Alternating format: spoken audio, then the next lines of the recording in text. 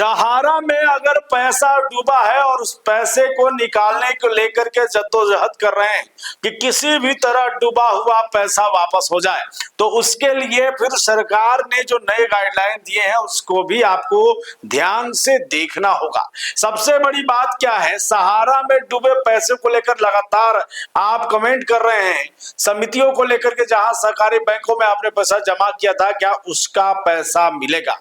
तो आज हम आपको बताने वाले हैं कि वो चार वैसे माध्यम जिसमें अगर आपने पैसे जमा किए, यानी जमाकर्ताओं ने अपने खून पसीने की कमाई को जमा किया इस सोच के साथ कि आने वाले समय में उनको राहत मिलेगी और फिर अब उनका पैसा डूब गया है, तो हम आपको बताएंगे कि घबराने की जरूरत नहीं है।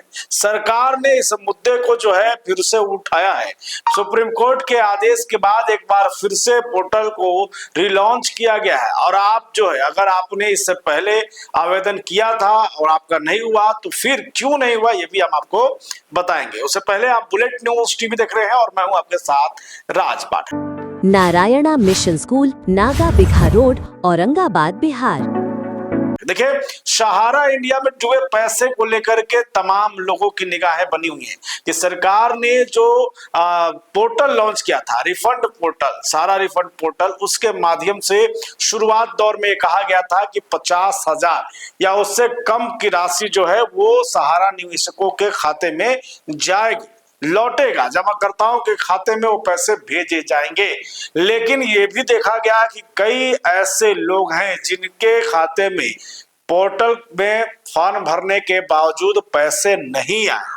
अब वो सवाल कर रहे हैं। साथ में ये भी एक समस्या सामने आ रही थी कि किसको पैसा मिलेगा ये स्पष्ट कैसे होगा, और जिसका 50,000 रुपए से ज्यादा है उसको कैसे पैसा मिलेगा। तो सुप्रीम कोर्ट में पूरे मामले की सुनवाई भी होती है और फिर आता है कि नहीं, अब इसको छोड़ना नहीं है। सरकार ने, आपको मालूम है कि गृह मंत्रालय के द्वारा जो है इसको पोर्टल को लॉन्च किया गया था, एक बार फिर से उसको ओपन किया गया इस पूरे साल के लिए। फिलहाल दिसंबर 31 तक इस पोर्टल को जो है वो सामने ला दिया गया है, जिस पर आप जाएंगे, सबमिशन के माध्यम से फॉर्म को अपडेट करेंगे और फिर आपके खाते में पैसे आएंगे।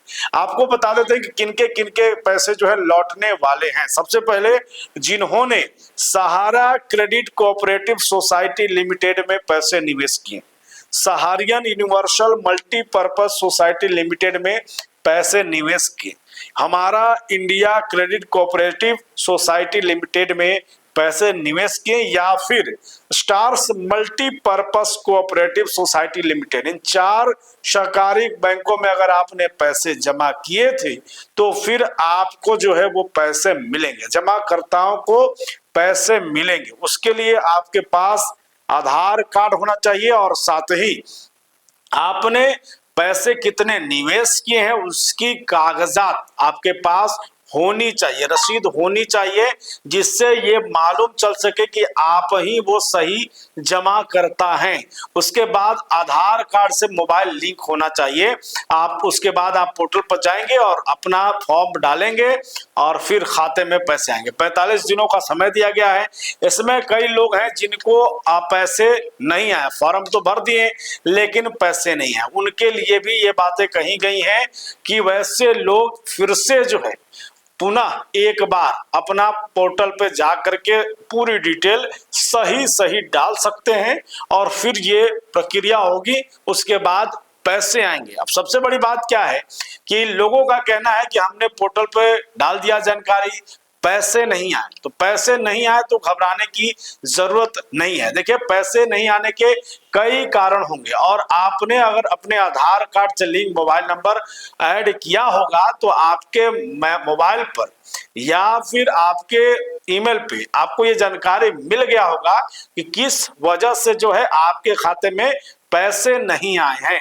और उसके बाद अगर आपको ये मैसेज आ चुका है तो आप फिर से उसको सुधार करके जो है वो रिसबमिट करें और फिर जो है 45 दिनों का जो वादा सरकार के द्वारा किया जा रहा है वो पैसे आ जाएंगे। फिलहाल देखना होगा कि पैसे वाकई में जिनके आ रहे हैं क्या पूरे आ रहे हैं या नहीं, इस पर भी लगातार अपडेट आपको देंगे। और सबसे बड़ी बात है कि सरकार ने जो प्रयास किया है आम जनता को स्थानीय स्तर पर खास करके कितना फायदा मिला। देखिए इसमें जो जमाकर्ता है, निवेश करता है, सिर्फ वही नहीं बल्कि वैसे लोग जो इसमें एजेंट थे उनका भी कमीशन का पैसा रुका हुआ है।